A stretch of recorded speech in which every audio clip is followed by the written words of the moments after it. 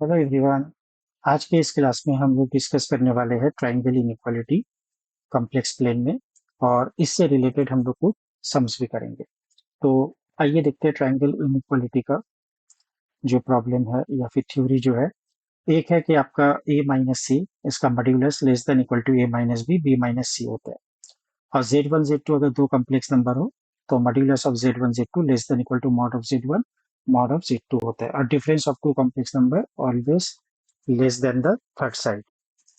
और यहाँ पर दो और रिजल्ट है, ये भी हम लोग एक्सप्लेन करेंगे तो वन बाय वन। तो पहला पॉइंट पे आते हैं। सपोज ये कोऑर्डिनेट एक्सिस है अपना, और यहाँ पर ये गॉसियन प्लेन है या कॉम्प्लेक्स प्लेन है। यहाँ पर मैंने एक पॉइंट ए लिया है। अब मुझे ए से सी पे जाना है, ए से मुझे सी पे जाना है। तो मैं कैसा लिखूंगा, ए माइनस सी। तो mod of A minus C is the distance between A and C. तो मैं ए से सी पे डायरेक्ट नहीं जाके मैं पहले ए से बी पे गया। मैं पहले ए से बी पे गया, तो इसका डिस्टेंस हो जाएगा ए माइनस बी या फिर बी माइनस ए। ठीक है। उसके बाद मैं बी से सी पे गया, तो बी से सी पे गया, इसका डिस्टेंस हो जाएगा बी माइनस सी। तो अपन क्या जानते हैं कि sum of the two sides of a triangle is greater than the third side. तो ये थर्ड साइड का जो लेंथ है, ये दोनों साइड का लेंथ का सम से छोटा होगा। क्या यहाँ तक क्लियर है? क्या ये पार्ट तक सारे बच्चे को क्लियर है कि ये पहला वाला ट्रायंगल इनइक्वालिटी कैसे आया? दूसरा वाला रिजल्ट जो है मैं वो ऐसे लाने वाला हूं कि सपोज ये a माइनस बी, इसको मैं z1 ले लेता हूँ,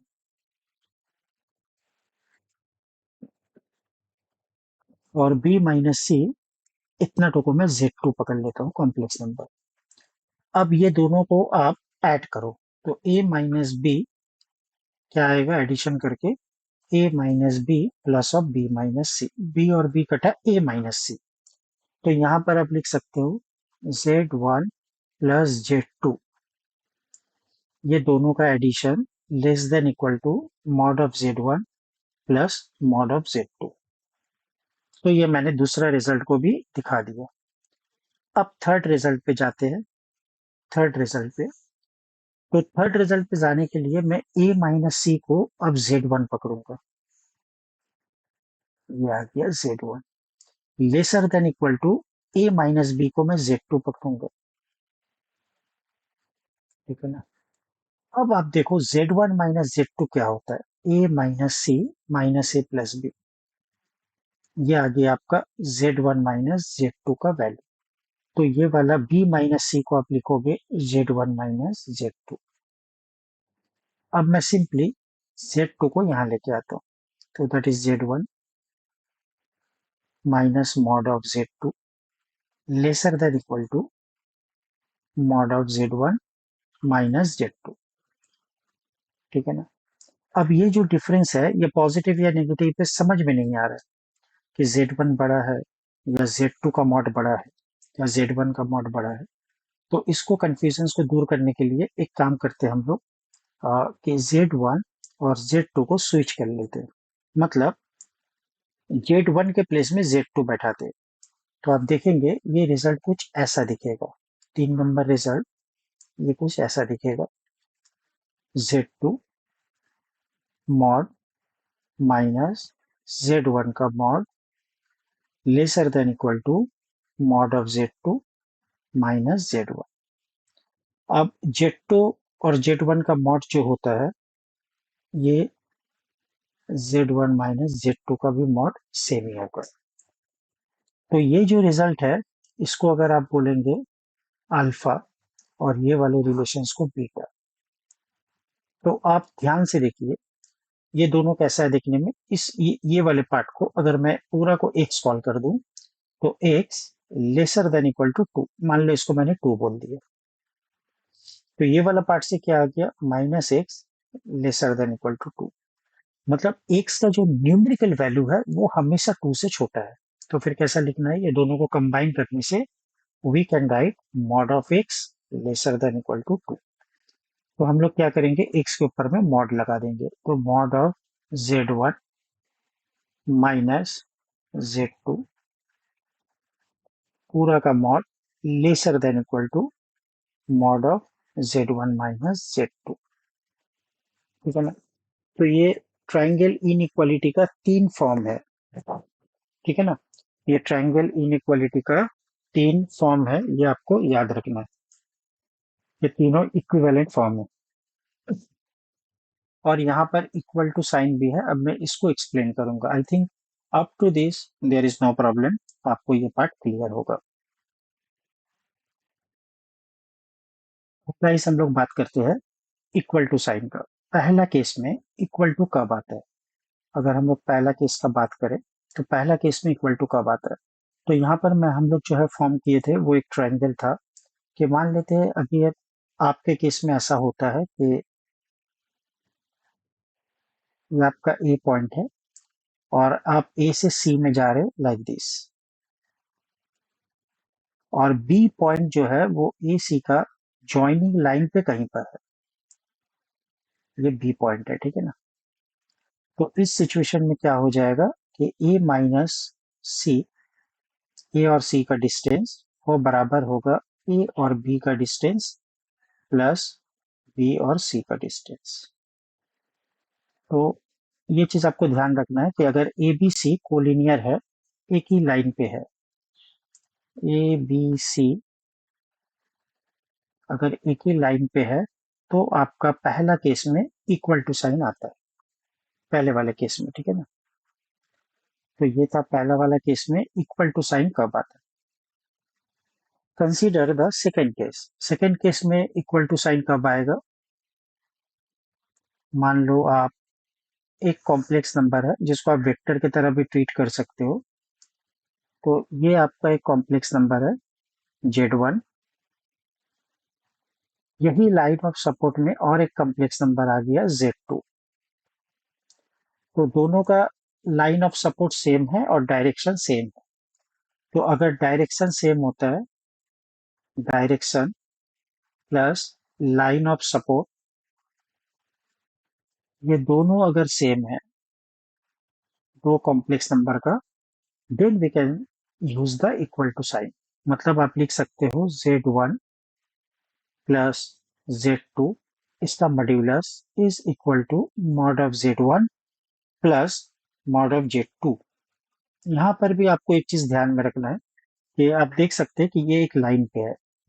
इसका मतलब आप ये भी बोल सकते हैं इस रिजल्ट से कि argument of z1 is equal to argument of z2 होगा। जब मैं आपको आर्गुमेंट पढ़ाऊंगा तो इसके बारे में डिटेल्स बता दूंगा। ठीक है ना। अब आ जाते हैं कि थर्ड केस में। थर्ड केस में आपका इक्वल टू साइन कैसे आएगा? थर्ड केस देखते हैं हम लोग। मान लेते हैं एक कॉम्प्लेक्स नंबर है लाइक z1, और एक जो कॉम्प्लेक्स नंबर है वो उसका भी लाइन ऑफ सपोर्ट सेम है but in opposite direction z2। तो z1 z2 having the same line of support but their sense is opposite, their direction is opposite। तो in this case we have the equal to sign। तो इस case में third case में आपका equal to आ जाएगा। मतलब mod का mod of z1 minus mod z2 पूरा का mod is equal to mod of z1 minus z2 आता है। ठीक है ना। तो आई थिंक यहाँ तक आपको सारे बच्चों को क्लियर है कि तीनों केस में इक्वल टू कब आते हैं। गाइस हम लोग बात करते हैं इस एप्लीकेशंस पे। ठीक है ना। तो ये है आपका mod of z minus A lesser than equal to R. इसका मतलब क्या होता है? यहाँ पर कुछ गिवन है कि z और a ये दोनों कॉम्प्लेक्स नंबर है और r जो है ये पॉजिटिव रियल नंबर है। ठीक है ना। तो इसको जरा सा हम लोग इमेजिन करते हैं, ये स्टोरी आपको याद रखनी। ठीक है ना। तो थोड़ा सा एक ड्राइंग कर लेते हैं हम लोग।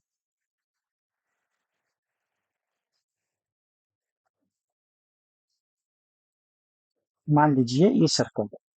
इस सर्कल में यहाँ पर एक कॉम्प्लेक्स नंबर ए है,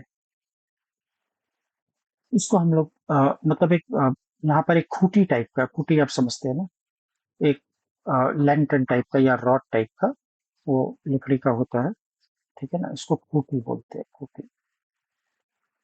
तो यहाँ पर एक खूंटी है, जो ए पॉइंट है उसमें एक खूंटी है, ए एक कैसा पॉइंट है, कॉम्प्लेक्स नंबर है। और यहाँ से जो आपका रेडियस है, ये क्या हो रहा है,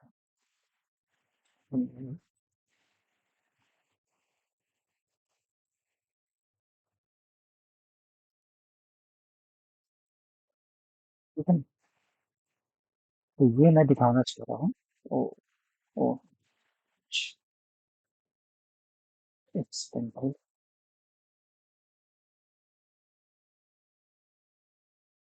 ये अपना रेडियस है, ठीक है ना। और रेडियस को हम लोग किससे लिखे, आर से।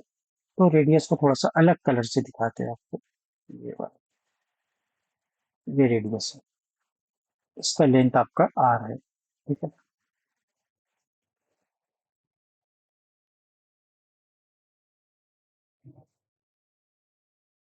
ये अपना रेडियस आर है। यहाँ पर मान लेते हैं कि एक छोटा सा जो है, एक गॉट है, एक बकरी है, ठीक है ना। और वो जो है, यही जो है रोप से, इसको हम लोग रोप बोलेंगे, रस्सी, जिससे ये बंधी हुई है।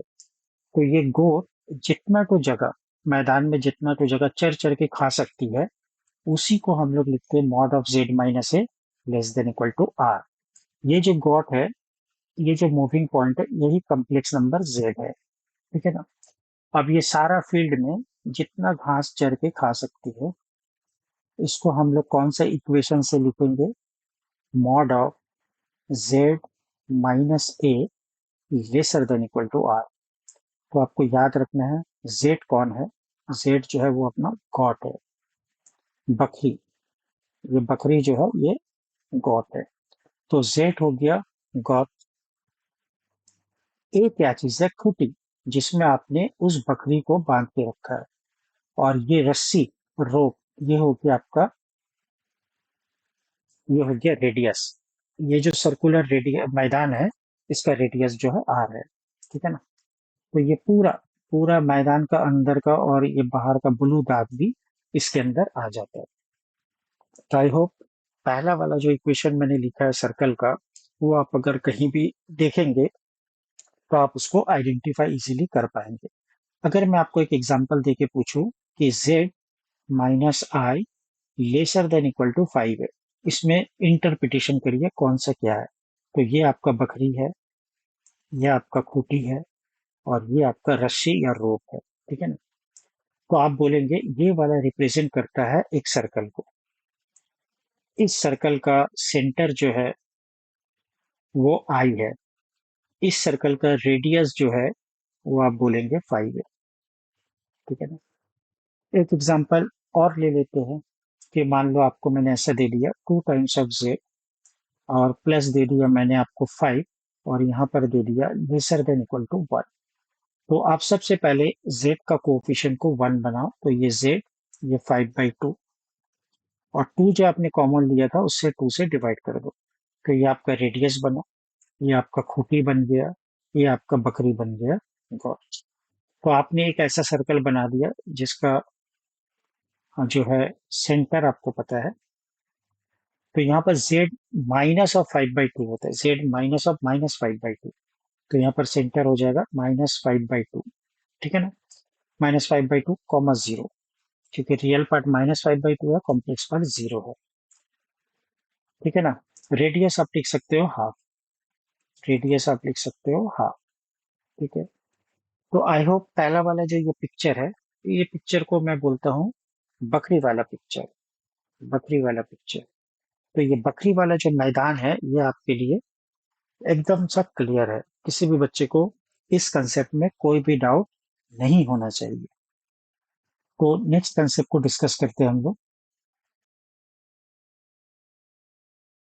नेक्स्ट कंसेप्ट देखिए, ये कंसेप्ट बोल रहा है कि mod of Z minus A is equal to R, मतलब ए कॉम्प्लेक्स नंबर और जेड कॉम्प्लेक्स नंबर का जो डिस्टेंस है वो हमेशा आर होगा। तो ये आपको सर्कल का पेरीमीटर का फीलिंग देता है। ये आपको क्या देता है? सर्कल का पेरीमीटर। तो इसको थोड़ा सा समझ लेते हैं। ठीक है ना, ये वाला पिक्चर और पहले वाले पिक्चर में क्या फर्क है। तो ये आपका एक फील्ड बन गया, मैदान बन गया। यहाँ पर आपका एक ए पॉइंट है, कॉम्प्लेक्स नंबर ए। तो यहाँ पर याद रखना है दोस्तों कि जेड और ए ये कॉम्प्लेक्स नंबर है और आर एक पॉजिटिव रियल नंबर है। तो ये आपका खूंटी बन गया। ठीक है ना।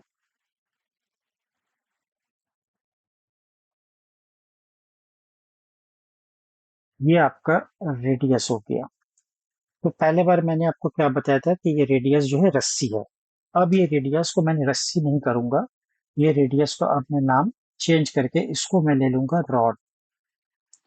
तो ये जो रॉड है इसका लेंथ आर है। ठीक है ना। और यहाँ पर पहले बार आपके पास एक बकरी, एक गोट बना हुआ था। अब यहाँ पर जेड में एक सांड होगा, सांड ओरेक्स। तो इस पॉइंट पे एक सांड है, पी पॉइंट पे एक सांड है ओरेक्स। ठीक है ना, सांड। तो अब ये सांड कैसा है कि ये इसके गला पे ये ऐसा रॉड से बंधा हुआ है, रॉड से बंधा हुआ है ये सांड। तो अब होगा क्या कि ये किसी भी तरीके से ये फील्ड के अंदर ढुक नहीं सकता, क्योंकि ये रॉड है, रस्सी तो है नहीं जो पचक जाएगा। तो अब ये रॉड होने की वजह से इसको इसी बाउंड्री पे ही घूमना होगा। तो अब की बार आपका आंसर क्या आने वाला है? अब की बार आपका आंसर होगा पेरीमीटर और circumference of this circle denoted by this equation. क्या समझा पा रहे हैं आपको पहले वाले पिक्चर और ये वाले पिक्चर के अंदर में क्या डिफरेंस है दोस्तों? पहले वाले आपका पूरा फील्ड था, अब की बार सिर्फ आपके पास सरकमफ्रेंस है। तो सरकमफ्रेंस का जब हम लोग बात करेंगे तो सरकमफ्रेंस में जेड पॉइंट कौन हो जाएगा? साढ़ हो जाएगा। ये तो खूटी है और ये ए रेडियस जो है रॉड हो जाएगा। क्लियर है ना। तो एक एग्जांपल से आपको समझाते हैं कि मान लीजिए Z minus Z plus one और ये आपको दे दिया less than equal to five. तो अब मैं आपसे पूछूं साढ़ कौन है? जेड साढ़ है। और यहाँ पर सेंटर खूटी कहाँ पर है? माइनस वन पे, क्योंकि Z minus of minus one plus one को आपको ऐसा लिखना है, Z minus of minus one, so that you can compare with the standard equation. और मैं पूछूं आपका रॉड या फिर रेडियस कितना है इस सर्कल का, तो आप बताएंगे रेडियस जो है वो फाइव है। तो उम्मीद करते हैं ये z minus A is equal to R, ये भी कॉन्सेप्ट आपके पास क्लियर है। अब हम लोग कुछ न्यूमेरिकल सम्स कर लेते हैं।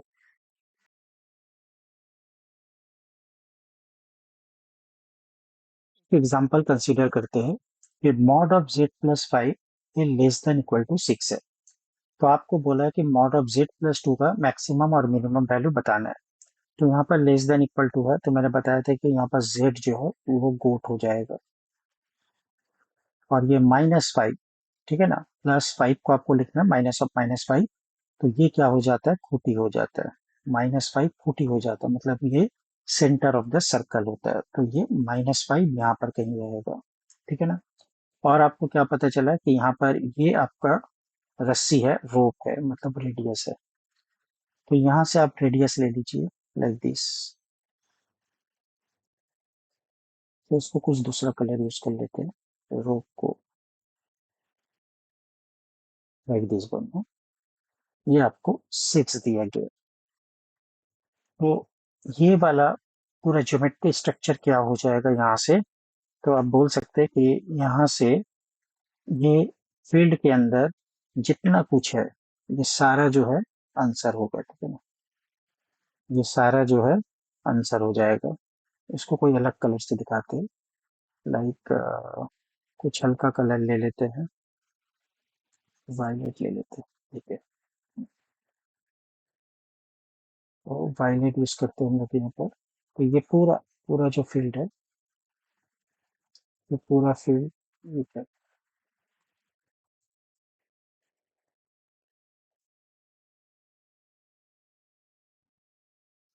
ठीक है।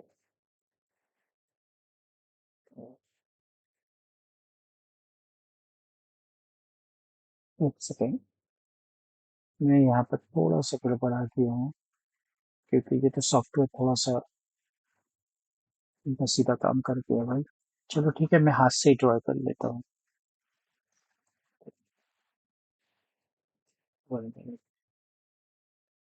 काफी अच्छा ड्राइंग किया था मैंने, अनफॉर्चुनेटली ये काम नहीं किया। ठीक है, तो फिर मैं हाथ से ही ड्रॉ कर लेता हूँ, ठीक है ना। चलो,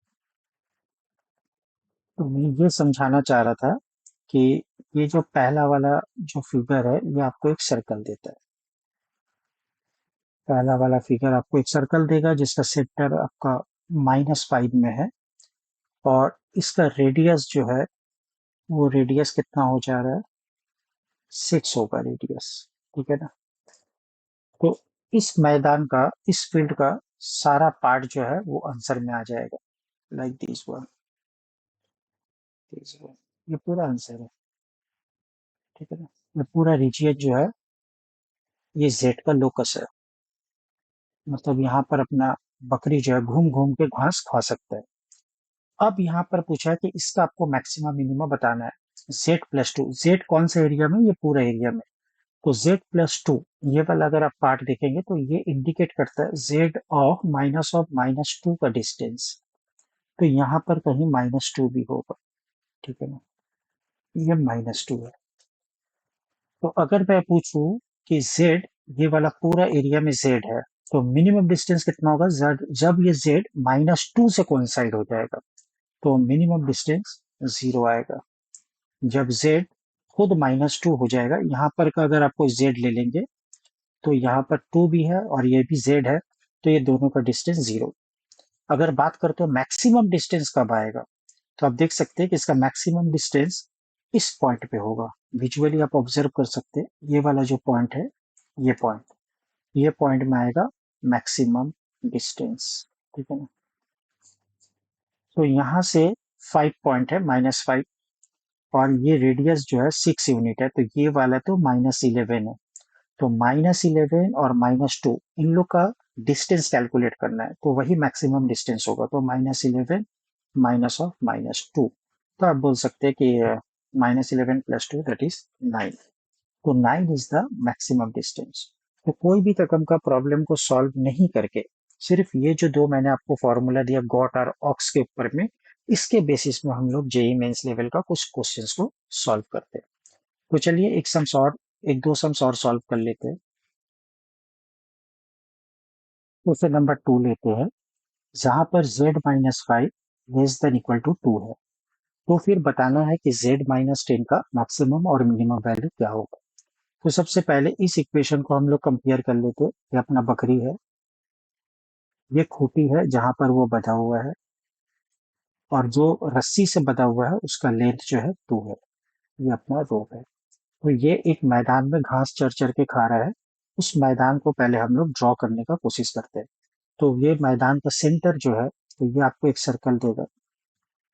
इसका सेंटर क्या हो जाएगा, 5,0, और रेडियस क्या हो जाएगा, 2 यूनिट।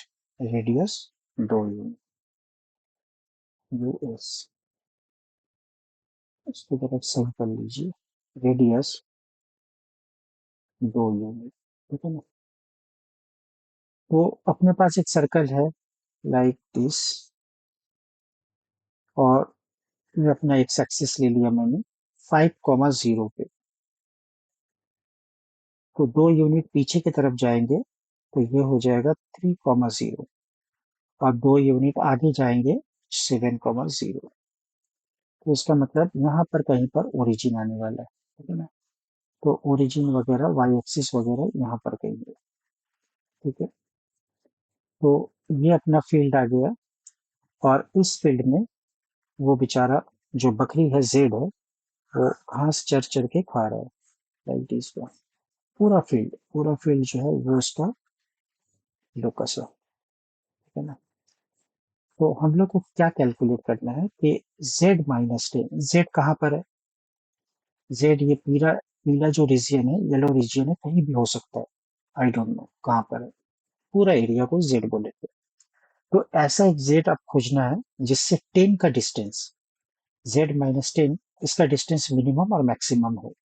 तो ये 10 पॉइंट जो है, ये जो है यहाँ पर कहीं पर है। तो अगर आप देखेंगे ये वाला पॉइंट, ये होगा मिनिमम का पॉइंट। तो ये 10 है और ये 7 है, तो बीच का डिस्टेंस 3 यूनिट है। तो minimum distance we have 3 unit.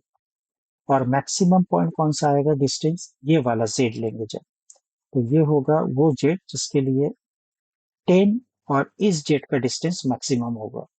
ठीक है ना। तो आप यहाँ से यहाँ तक देखिए कि ये आपका 7 था और ये 10 था, तो आपका यहाँ पर 3 यूनिट डिस्टेंस आ गया। यहाँ पर यहाँ से लेके यहाँ तक 10 है, यहाँ से यहाँ तक लेके 3 है, तो ये बीच का डिस्टेंस कितना हो गया, 10 - 3, दैट इज 7 यूनिट। तो 7 यूनिट जो है ये मैक्सिमम डिस्टेंस होगा। ठीक है ना। ऐसा भी आप कैलकुलेट कर सकते हैं। एक तरीके से आप और भी सोच सकते हैं इसको। कैसा, देखिए ये जो डायमीटर है, ये पूरा रस्सी का लेंथ 4 यूनिट है। ठीक है ना, 4 यूनिट। और आपको पहले से पता है कि ये वाला लेंथ 3 यूनिट है, तो 4 और 3 7। तो ऐसे करके भी बहुत इजीली आप कैलकुलेट कर सकते हैं।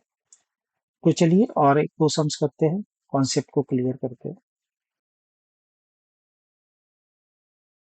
नंबर 3 पे आ जाते हैं। z of -1 - i less than equal to 2। तो यहाँ से आप बोल सकते हैं कि ये आपका गोट है, वो बकरी है। और यहाँ से अगर आई कॉमन ले लेंगे माइनस, तो ये 1 + i, ये आपका हो जाएगा सेंटर, खूटी, जहाँ पर वो गोट बधा हुआ है। और ये हो गया वो रस्सी, दैट इज रेडियस। ठीक है ना। तो आप इसको आप एक फिगर ड्रॉ कर लो। एक बाबा, ये कैसा सर्कल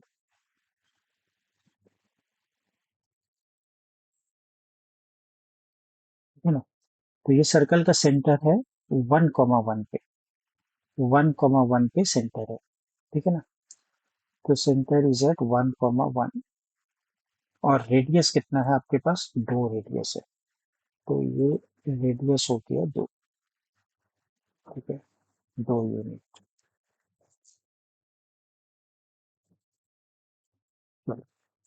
नेक्स्ट क्या करना है आपको, नेक्स्ट आपको बताना है कि मॉड जेड से ये सर्कल का जो है मैक्सिमम मिनिमम डिस्टेंस।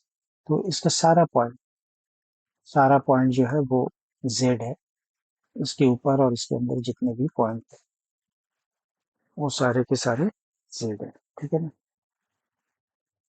अच्छा, अब थोड़ा सा आप ध्यान से देखिए कि अगर ये 1,1 है और ये रेडियस 2 यूनिट का है, तो इसका एक्सिस कैसा रहा होगा। ये अगर मिडिल से 1,1 है, ये आपका 1,1,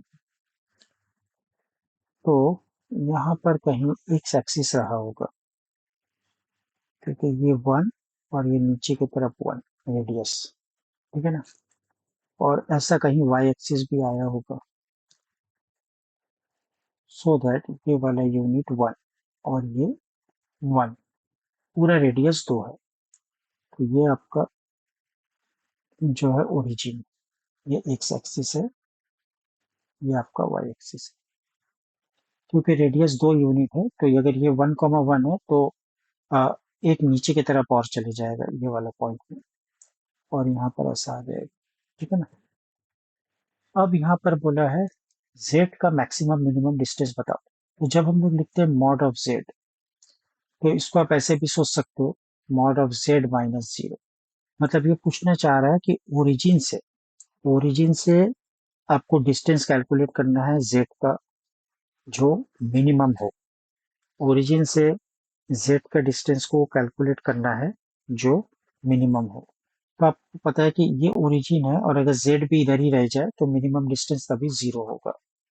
अब आपको मैक्सिमम डिस्टेंस भी कैलकुलेट करना है।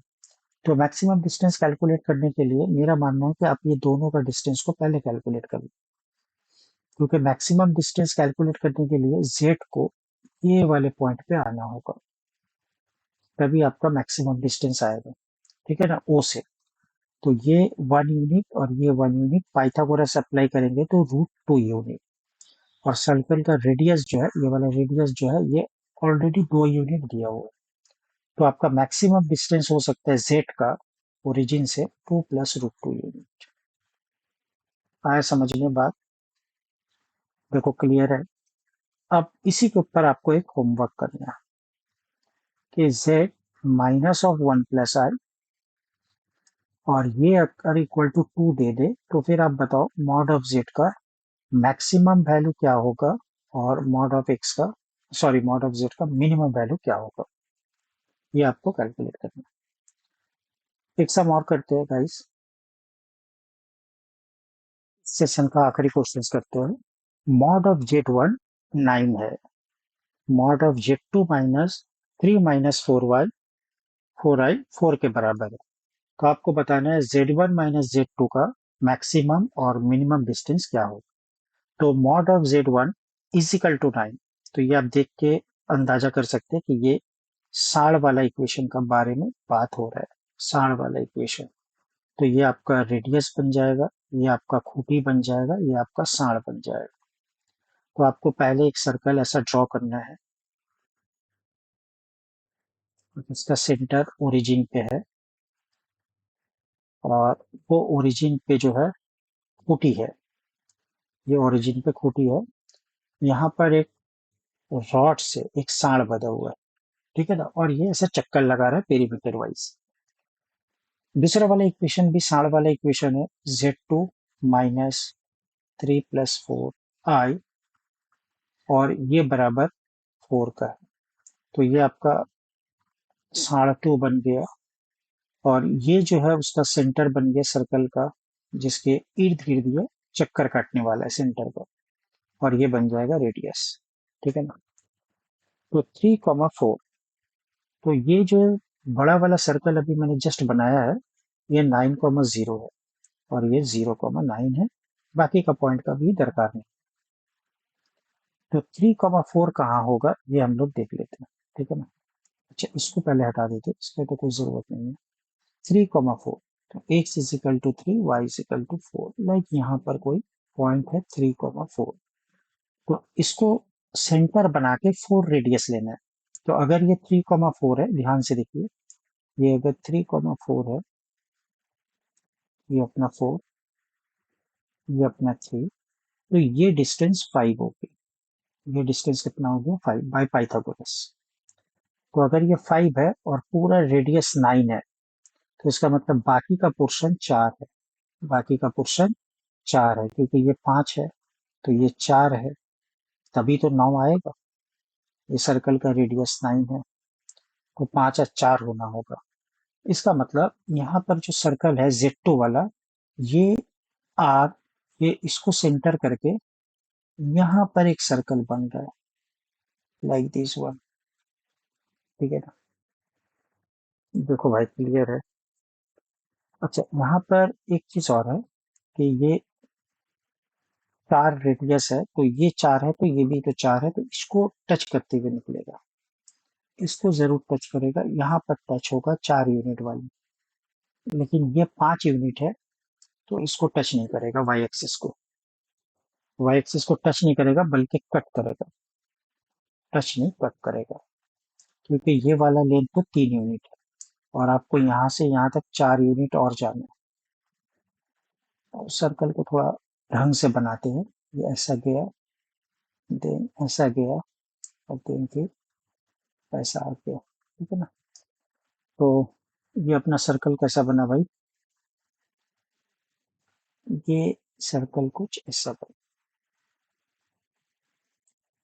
वाई एक्सिस को कट करते हुए निकल जाएगा। अब बोल रहा है कि आपको Z1 और Z2 इसका मिनिमम डिस्टेंस बताना है। तो ये वाले पॉइंट अगर Z2 है और इसी पॉइंट में Z1 भी आ जाए, तो मिनिमम डिस्टेंस होगा दैट इज 0। और मैक्सिमम डिस्टेंस कब आएगा? मैक्सिमम डिस्टेंस कब आएगा कि जब Z2 यहाँ पर हो और Z1 डायमीटर के ऑपोजिट एंड में हो Z1, तो ये वाला पॉइंट देगा आपको मैक्सिमम डिस्टेंस का। देखिए क्लियर है।